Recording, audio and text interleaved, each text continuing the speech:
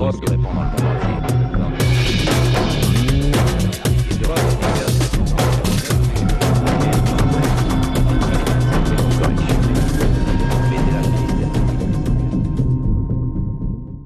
Je vais maintenant passer la parole à Jean-Louis Pelletier et je vais lui demander de se rapprocher un peu au centre de la Sainte Table.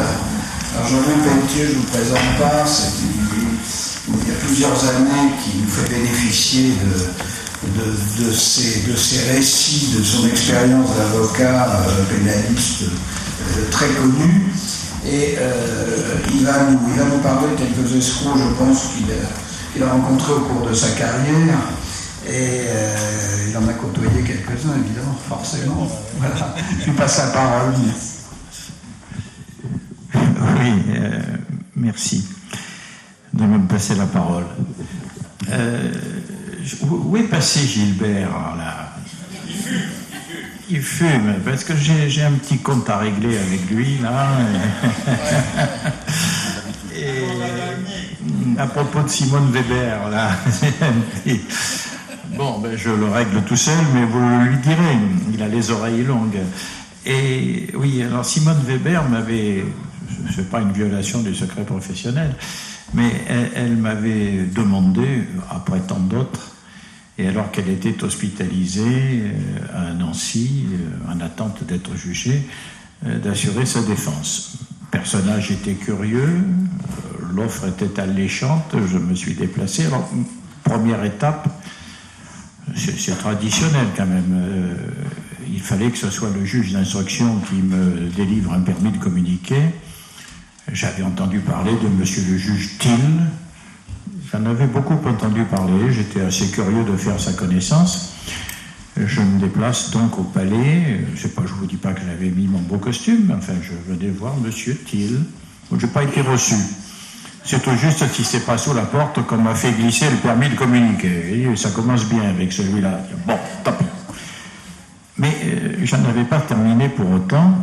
Je suis allé voir Simone Weber. J'ai été bien reçu. Elle m'a énuméré tous ceux qu'elle avait contactés avant moi. Certains dont elle me disait qu'ils n'étaient pas très bons. Je n'ai pas osé confirmer parce que j'ai un esprit confraternel. D'autres qui me paraissaient excellents, dont elle me disait le plus grand mal, et certains étaient de mes amis. Ça s'est pas très bien passé, et puis nous avons abordé la question des honoraires. Je sais bien que tout à l'heure on a dit que nous étions des gens qui n'avaient que des certitudes rémunérées. C'est pour ça déjà que j'ai quelques griefs contre Gilbert. Mais lui, il a la chance d'être payé par l'administration, moi pas. Et donc il faut bien que je gagne ma vie modestement. Et donc bon, enfin ça s'est pas bien passé. Je l'ai quitté sur un mot que je croyais ne jamais devoir être répercuté.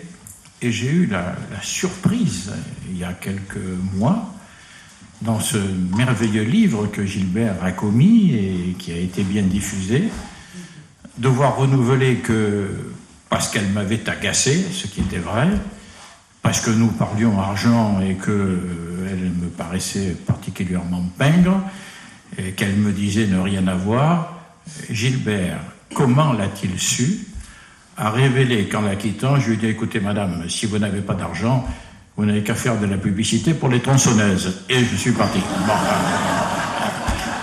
Alors, voir comme ça, révélé, ça m'a un peu gêné. Bon, enfin, j'ai réglé mes comptes, j'adore Gilbert.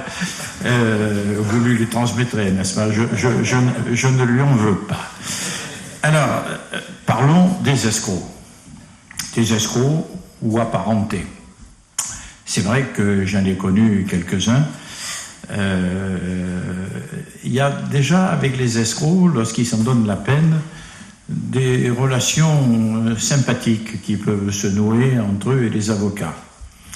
Encore faut-il se méfier, bien entendu, mais ça, je crois que j'ai suffisamment d'heures de vol pour prendre quelques précautions. Je vais vous parler, parce que ici on est très minuté, plus qu'à l'audience, et même si nous sommes dans un palais de justice, je vais vous parler de quelques personnages, je ne vous dirai pas hors série, tous mes confrères pourraient presque vous en dire autant, quelques personnages que j'ai rencontrés au fil du temps. d'abord, un peu caractériser la personnalité de l'escroc, de l'aigrefin. La plupart du temps, ce sont des gens qui sont redoutablement intelligents. Redoutablement intelligents, et plus qu'intelligents, forcément, pour vendre leurs marchandises, ils sont ce qu'on pourrait appeler très, très ingénieux. Ils sont psychologues, et ils sont alors sans scrupules, hein. Ça, il n'y a aucun problème, hein. J'en ai connu qui, après que je les ai vus en prison, les ai côtoyés, j'étais pas très très loin d'eux au moment où je m'en allais. J'en ai connu un en particulier, et je vous en reparlerai, une qui me disait « Oh, stop, stop !» et qui me rendait le stylo qu'elle m'avait pris sans que je m'en aperçoive, le carnet que je ne trouvais plus, qui souriait, je repartais avec mes affaires. Les escrocs sont des gens, ce sont des gens dangereux. Et d'autant plus dangereux qu'ils sont incorrigibles. Corrigibles. On est escroc une fois, je crois que, de mon expérience, on est escroc toute sa vie. Il y a une espèce de possibilité d'intégrer complètement le personnage que l'on joue. Et c'est un de mes clients qui avait résumé la situation. Je ne vous dirai pas que je m'extasiais sur ses prouesses, mais je vous en parlerai tout à l'heure. Je m'étonnais un peu quand même de cette facilité. Il m'avait dit, vous savez, moi, il n'y a pas de problème, hein. Vous me mettez une casquette de préfet, je suis préfet. Vous me mettez une casquette de docker, je suis docker. Bon, il n'a pas parlé des avocats, je préférais. Et c'est dire que ce sont quand même souvent, est-ce que je peux le dire, ce sont véritablement des artistes. Alors je vais faire un petit catalogue, je ne vais pas vous retenir très longtemps. Le premier qui me revient à l'esprit, c'est sur une réflexion qu'il m'a faite. C'était un escroc au petit pied, mais répétitif. Et il se faisait passer toutes les années, aux alentours de Noël, pour une espèce d'intermédiaire entre des producteurs de friandises, de différentes marchandises, et certaines coopératives. L'élément important, c'est que parmi ces coopératives qu'il avait cataloguées, il y en avait qui effectivement s'étaient attachés ces services et qui existaient véritablement. Mais ça, c'était en quelque sorte la façade. Il y avait surtout des coopératives qu'il avait créées de toutes pièces, qui n'existaient pas, ce qui fait qu'il se faisait envoyer la marchandise en gare restante, puisque c'était par la SNCF qu'il procédait.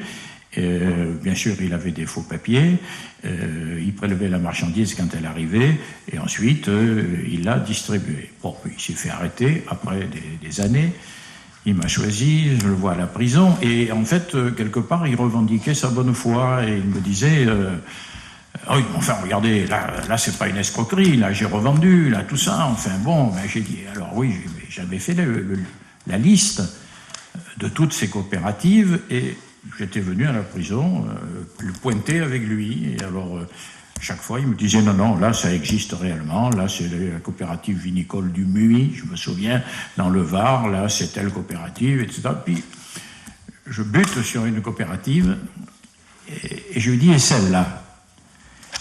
Et alors, j'ai dit, elle n'existe pas. Il réfléchit, il me dit, écoutez, maître, il y a tellement longtemps que j'escroque là-dessus que finalement, je crois qu'elle existe. Bon. Alors, c'est dire que il faut... Ces gens-là, il faut les regarder d'abord de loin, et puis les considérer comme des véritables phénomènes. Je dis que je ne vous parlerai que de quelques-uns, ceux qui m'ont peut-être le plus marqué. Il y en a un encore récemment, un monsieur extraordinaire, qui présente très bien, une cinquantaine avenante, Il bénéficie de 2 noms qui, à mon avis, au fil du temps, il s'est attribué. Il a un palmarès judiciaire important, mais il porte beau, il est très très bien. Et alors lui, il s'attaque plutôt, vu son physique, à des femmes qui ne sont plus très très jeunes, chez lesquelles il arrive à s'introduire. Il est superbe. Selon les cas, il a l'accent parisien, l'accent provençal, ou même il peut parler anglais ou américain.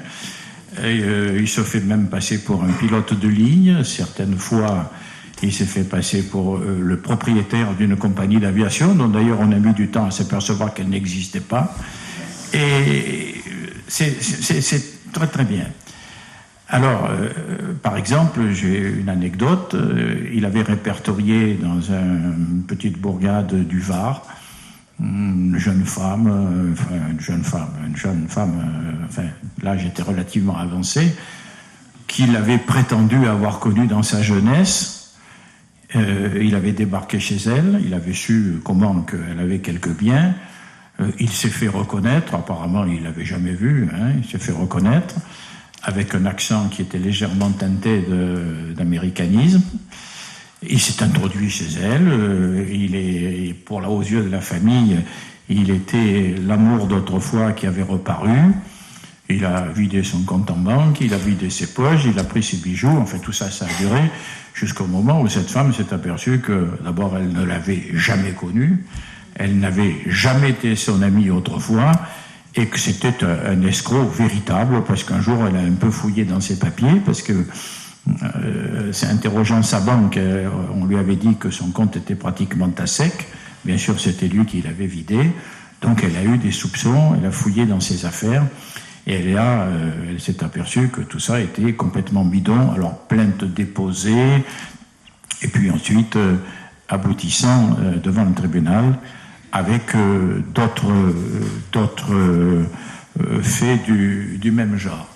Mais ce qui est fabuleux, c'est que lui, comme d'autres, le personnage qu'ils se sont donné leur colle à la peau. Bon, il est né, je crois qu'il était né à Nice. Au fil du temps, il avait véritablement l'accent américain, ou en tout cas d'un Français qui avait vécu en Amérique. Il n'avait pas perdu.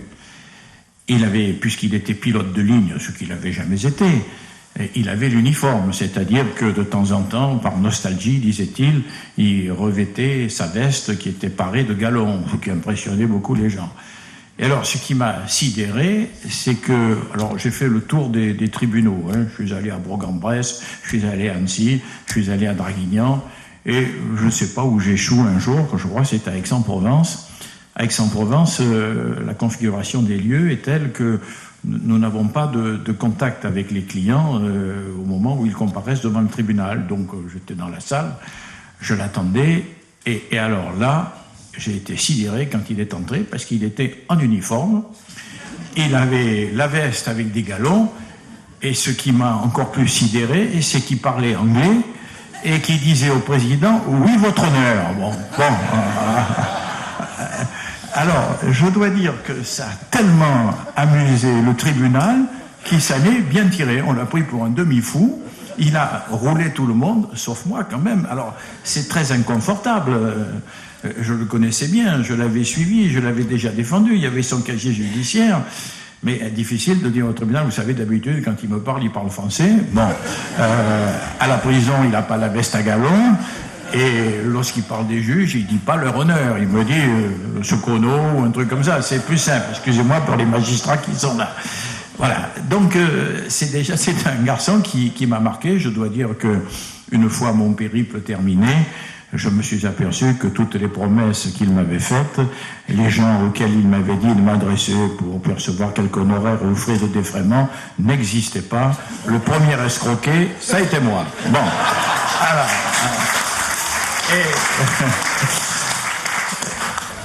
J'en ai connu un autre dont le nom belge que vous êtes va peut-être vous rappeler quelque chose. Je dis son nom parce que tout ça est très vieux. Armand Coq. Ça vous dit quelque chose? Armand Coq était quelqu'un qui s'était retiré des affaires, c'est-à-dire des siennes, et il avait élu domicile dans une petite localité près de Toulon, où il passait pour un demi-retraité très très à l'aise. Ça a perduré quelques mois, et il était d'ailleurs tellement bien installé dans la vie de cette petite ville qu'il avait été pressenti pour, donc bien sûr, fausse identité, papier paraissant parfaitement en règle, curriculum vitae impeccable. Il avait été pressenti pour figurer sur une liste municipale dans les élections à venir. C'est-à-dire qu'il était bien parti. Bon, malheureusement, pour lui, il a commis une imprudence, et une imprudence était que, fier des exploits qui avait fait de lui un malfaiteur international, il avait recueilli un certain nombre de coupures de presse et qu'il avait, permettez-moi le mot, planquées dans le grenier de la maison. Mais la femme de ménage, vous savez, ces femmes de ménage, elles fouillent, dit-on, hein, et est allée voir un peu ce qu'il y avait dans le grenier. Elle est tombée sur les journaux, sidérée, elle a vu figurer la photo de ce monsieur éminent qui s'était assuré ses services, et elle s'est aperçue que c'était un escroc notoire, international, qui était recherché au moins dans l'Europe entière. Alors elle a eu un réflexe civique qui l'honore. Elle s'est précipitée à la gendarmerie, et c'est ainsi que Armand Coq a été, permettez-moi le jargon policier, serré sur le champ. Bien. Et c'est ainsi aussi que j'ai fait sa connaissance. Et j'ai fait un périple assez étonnant, parce que ça a commencé. Il avait des affaires un peu partout, y compris en Belgique. Donc il circulait, judiciairement parlant, d'un tribunal à un autre. Et donc, de la maison d'arrêt de Toulon, puis de la maison d'arrêt des Baumettes à Marseille, il était acheminé vers différentes villes. Alors, comme il paraissait inoffensif, lors d'un de ses périples, il était accompagné de fonctionnaires, de gendarmes, je crois. Alors, à l'époque, pas de TGV, Toulon ou Marseille, Paris, où il devait être jugé, c'était long, on a sympathisé. Il leur a plus ou moins raconté sa vie, disant que de toute façon il avait beaucoup d'argent, c'était un compte qu'il avait chez l'avocat, c'était moi, et qu'il tirait des bons pour s'alimenter, et donc qu'il n'y avait pas de problème, on n'allait pas rester comme ça dans le train sans manger, boire, il ferait des attestations, indiquant je certifie, etc., donne mandat à Maître Pelletier de régler telle et telle somme. Bien. Déjà, mais c'est ça la force de persuasion de ces gens. C'est que ces deux fonctionnaires de police qu'on avait certainement avertis, ou ces deux gendarmes, je ne sais plus, l'ont cru. Ils l'ont cru, à un point tel que quand ils sont arrivés à Paris, il leur a dit, attendez, vous n'allez pas rester en uniforme. Puis on ne va pas y aller tout de suite. D'abord, il est très tard ce soir.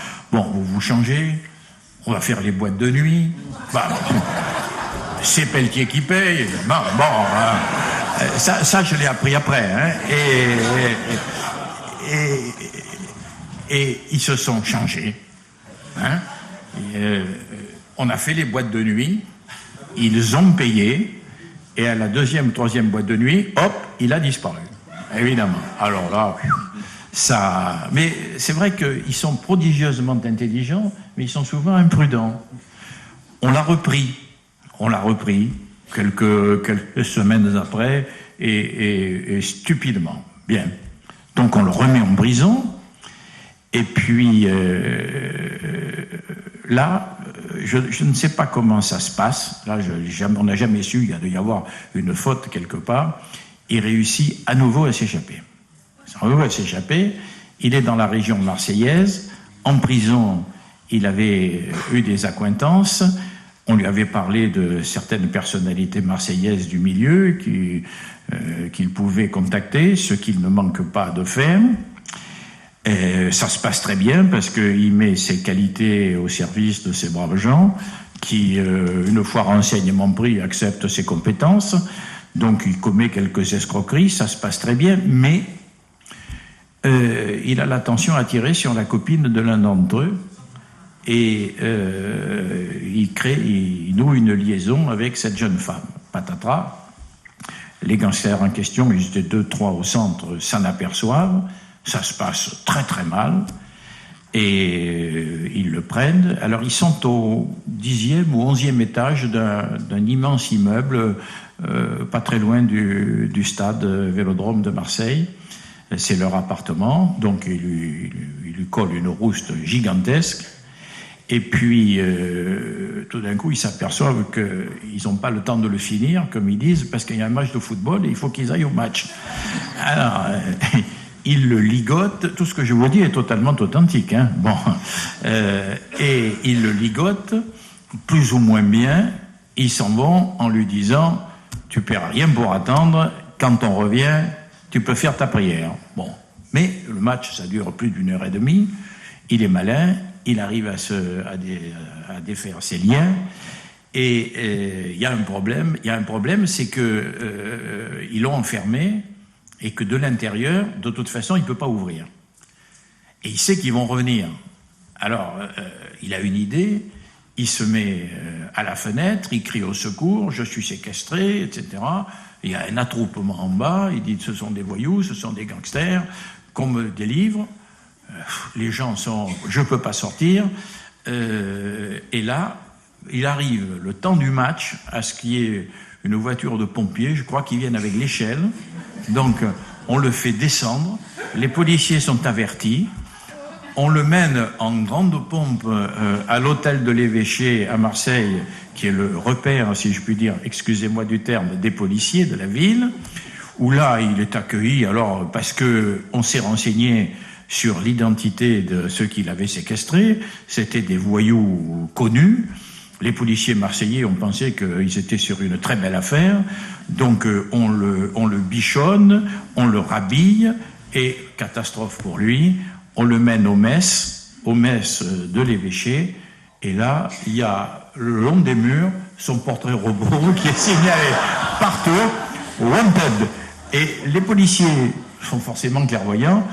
Alors que je crois qu'il a né au dessert, il y en a un qui dit, mais quand même, il y a un problème. Bon.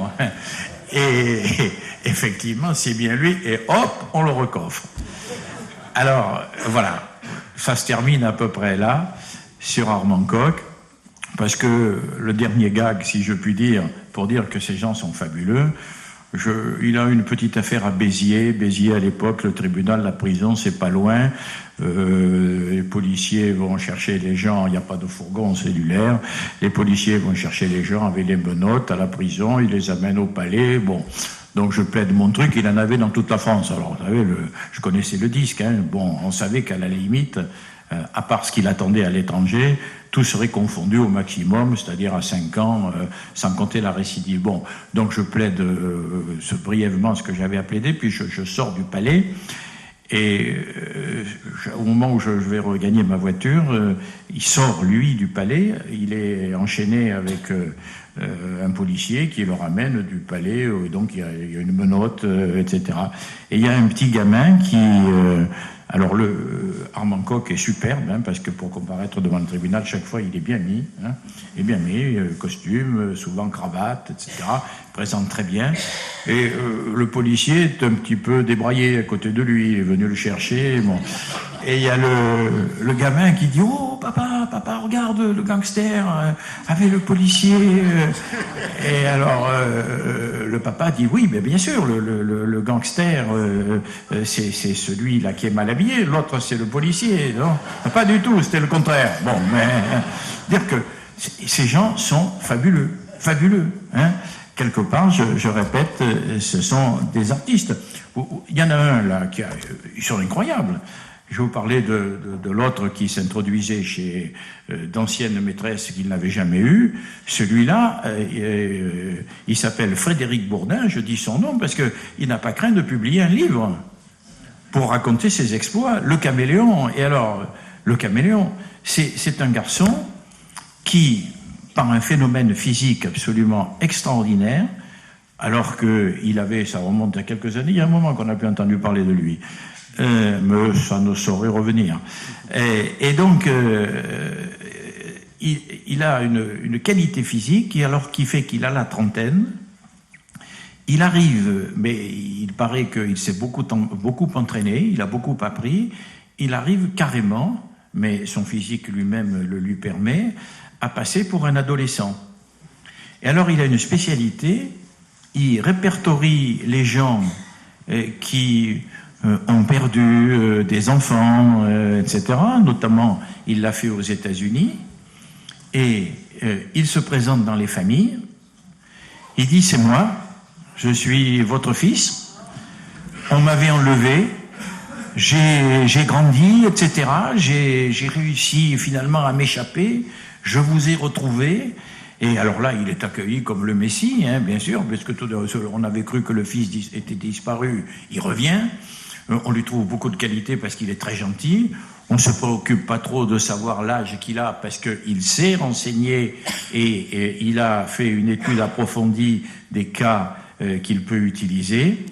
Il l'a fait aux États-Unis. Là, aux États-Unis, ça s'est mal passé parce qu'ils sont peut-être plus malins que les Français et pourquoi pas que les Belges. Il a été surpris. À ce moment-là, la supercherie a été démasquée et on lui a collé 6 années de prison. C'est-à-dire que... Bon, mais ça ne l'a pas arrêté. En plus, il a un culot incroyable. Il a écrit ce bouquin, il a fait écrire, où il raconte toute son épopée, il s'en vante et tout. Et je suis l'avocat d'un journal qui est consacré aux faits divers, qui avait jugé opportun de raconter un peu ses aventures et tout ça. Il a eu le culot d'attaquer le journal en diffamation. Ben oui. Et j'ai eu de la chance, j'ai gagné. Il m'arrive d'en gagner. J'ai gagné, mais c'est dire que... Alors, là aussi... il était malin, il a attaqué en diffamation à Bordeaux, pourquoi pas ailleurs, j'en sais rien, et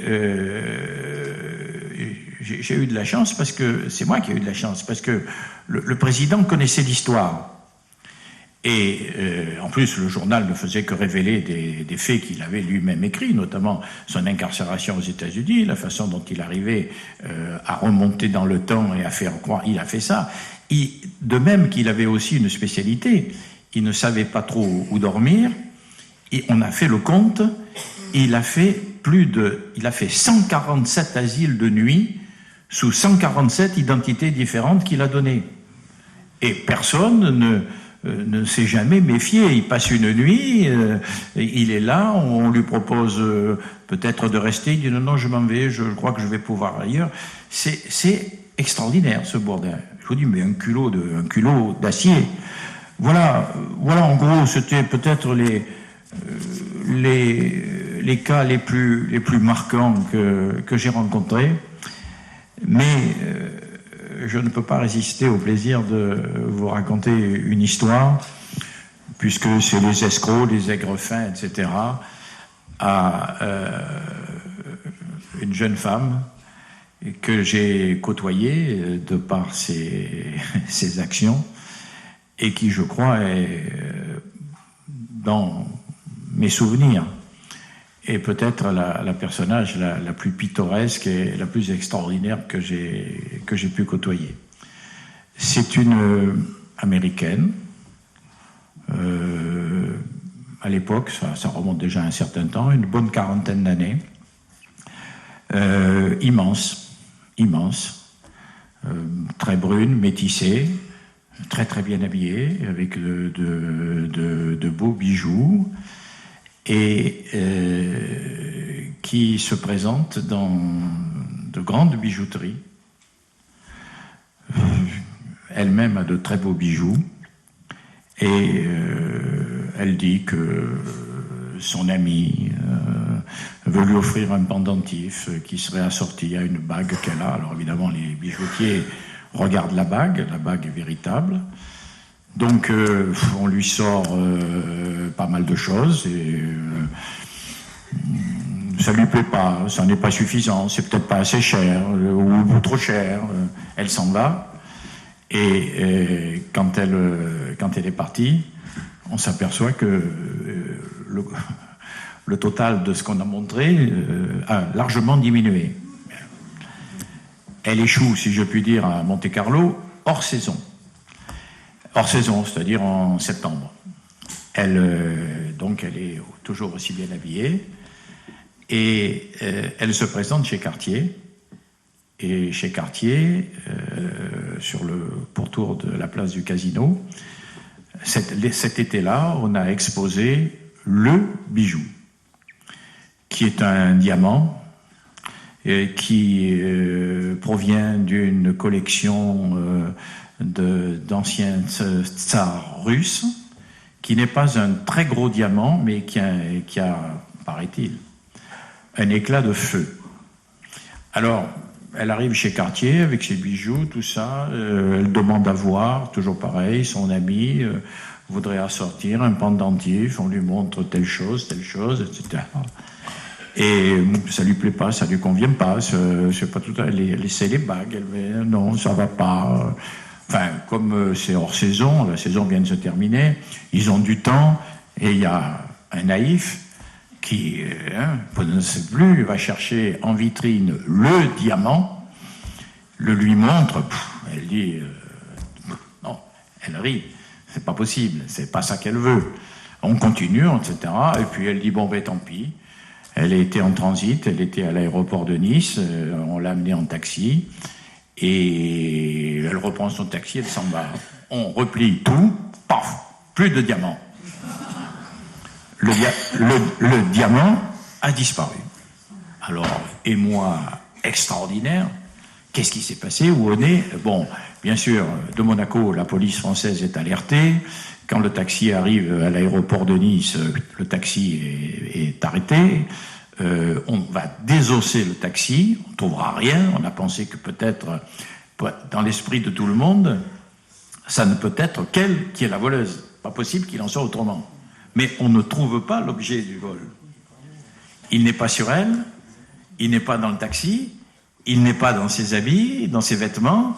Bon, alors, entre-temps, empreinte digitale, etc., on câble dans le monde entier et les États-Unis font savoir qu'elle est répertoriée comme une voleuse professionnelle, escroc international, et qu'elle est forcément la coupable que l'on cherche. Le problème, c'est qu'on n'a pas le diamant.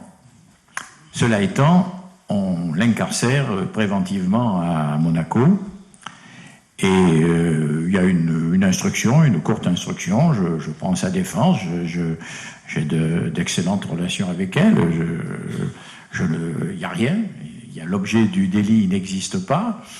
Elle-même, alors je pratique pas bien l'anglais, mais suffisamment pour qu'on se comprenne. Nous allons au tribunal, elle est renvoyée devant le tribunal. Alors bien sûr, je plaide le bénéfice du doute, enfin je plaide tout ce que l'on peut plaider, et surtout que l'on n'a pas l'objet du délit, mais enfin bon, ne doit pas être très brillant. Le tribunal de Monaco la condamne à 3 ans de prison, et nous en restons là. On reste là jusqu'au moment où, un mois après, j'apprends qu'elle me fait savoir qu'elle est hospitalisée et qu'elle est hospitalisée à Monaco. Elle aimerait que je vienne lui rendre visite avant qu'elle soit certainement extradée vers les États-Unis. Et pratiquement au moment où je m'apprête à aller la voir, il y a une compagnie d'assurance importante qui me contacte en me disant « Écoutez, elle est certainement la voleuse, vous êtes l'avocat, récupérez ce diamant, c'est un diamant de collection, il y aura une prime, nous avons d'ailleurs, ils avaient publié dans les journaux, il y aura une prime, sous-entendu, cette prime, en tout cas de partie de la prime, vous pourriez bénéficier si vous nous aidez. Bon, c'est pas mon boulot, mais comme je vais la voir, je la retrouve à Monaco, alors à l'hôpital, dans une petite cellule aménagée, avec une espèce de lit militaire en quelque sorte. À la porte, laissée entrouverte, les policiers monégasques de garde sont peut-être plus bienveillants ou moins méfiants que les policiers français en pareilles circonstances, mais à la porte, assis contre la porte, il y a un policier qui est là. Donc je discute avec elle, la condamnation, etc. Moi, vous savez, les avocats ne savent jamais la vérité. Donc j'avais plaidé qu'il n'y avait pas de preuves, on ne m'a pas cru, elle est condamnée. Bon, le problème est dépassé, elle va certainement... elle était recherchée aux États-Unis, Monaco va se débarrasser d'elle, enfin bon. Et puis je lui fais part de cette proposition que l'on m'a faite, à savoir que si le diamant revient, il y a une prime, donc pour elle. Et j'ai une réflexion, alors je ne parle pas trop anglais, je sais pas, j'ai une réflexion, j'ai dit de toute façon, où il est ce diamant? Et tout d'un coup, elle me dit, stop, he's here, il est là. Et je vois le diamant qui sort de ses mains noires. D'où il sort, j'en sais rien, j'ai rien vu. Et elle me dit, t'inquiétez, dites, prenez-le. Je dis, non, absolument pas, je n'avais pas envie même potentiellement de me rendre coupable de recel. J'ai dit, non. Et hop, le diamant redisparaît. En revanche, j'anticipe, au moment où je vais partir, elle me rend mon stylo, les papiers qu'elle m'avait pris. Bon, et puis, je lui ai dit, mais où il était ce diamant? Et elle m'explique qu'elle appartient à une dynastie de voleurs aux États-Unis, que dès sa naissance, elle a été conditionnée, on lui a appris à voler, ça, je peux en parler, on lui a appris à voler, elle sait très bien le faire, mais pratiquement à la naissance, on a aménagé une cavité dans sa bouche, d'une façon chirurgicale, et puisqu'on lui a appris à voler, notamment les bijoux, etc., c'est là qu'elle planque le diamant. C'est dire qu'on l'avait fouillé, on l'avait purgé, on l'avait passé au rayon, personne n'avait rien vu. Personne n'avait rien vu. Et je pars de cet hôpital éberlué, je peux presque dire, je suis sonné de cette révélation, parce que c'est vrai, bon, aujourd'hui tout est loin, puis vous ne savez pas qui elle est, mais il y a le secret professionnel. Quelque part, j'ai été utilisé comme un imbécile, ça c'est vrai, puisque elle disait toujours qu'elle ne comprenait pas, qu'elle ne savait pas. Bon, et quelque temps après, et c'est la fin de l'histoire, elle est acheminée vers la centrale de Rennes. Quelques mois passent, elle m'écrit 2-3 fois, puis bon, vous savez, les clients, une fois qu'ils sont condamnés en centrale, bon, elle attend, elle, de bénéficier de remise de peine et de repartir aux États-Unis, où on l'attendait, judiciairement parlant. Et il y a une grève des postes qui se déclenche, une de ces grèves qu'il y a de temps en temps, qui vont durer 15 jours, 3 semaines. Et au bout de quelques jours, j'ai une amie d'un journaliste à Paris qui m'appelle et me dit, tu sais que ta cliente s'est évadée. Je dis, elle s'est évadée, mais comment? Ben, on ne le saura jamais. Elle avait prétendu qu'elle était malade. La centrale de Rennes, on l'a amenée à l'hôpital. Les policiers l'ont laissée quelque temps aux toilettes. Ils ont trouvé que le temps était long, les portes étaient fermées, ils ont tapé, elle était partie par un vasistas. Bon, ben, elle me dit, tu sais rien? Je dis, non, je ne sais rien, c'est toi qui me l'apprends. Bon. Et puis alors, la grève des postes se termine, et je reçois un courrier qui m'avait été acheminé de Rennes, et qui n'était pas arrivé à temps, et d'ailleurs, où elle me dit, je vais m'évader, je serai à Milan dans tel palace, tel jour, à partir de telle heure, je vous aime beaucoup, je vous attends. J'ai été sauvé par la grève. Hein. Voilà ce que je voulais vous dire. Je crois que, bon, on en rit, c'est vrai. On peut parfois être, entre guillemets, admiratif. Cela dit, les escrocs sont des gens redoutables, dont tout le monde, y compris les avocats, doivent apprendre à se méfier.